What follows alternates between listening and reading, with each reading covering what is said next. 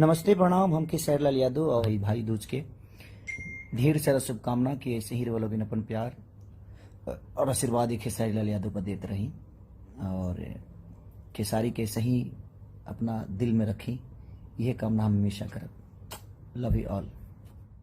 नमस्ते प्रणाम। हम के सैरलाल यादव और दीपावली के ढेर सारा शुभकामना रहुआ सबके। छोटी दीपावली, बड़ी दीपावली, भाई दूज के ढेर सारा शुभकामना कि ऐसे ही रहो लोग अपन प्यार और आशीर्वाद एक सैरलाल यादव पर देते रही और खेसारी के सही अपना दिल में रखी।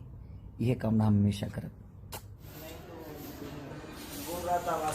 ये देखिए हमारे खेसारी भैया का घर है। कितना बॉम्बे का बंगला, गाड़ी लगी हुई है। देखिए इधर पार्क है।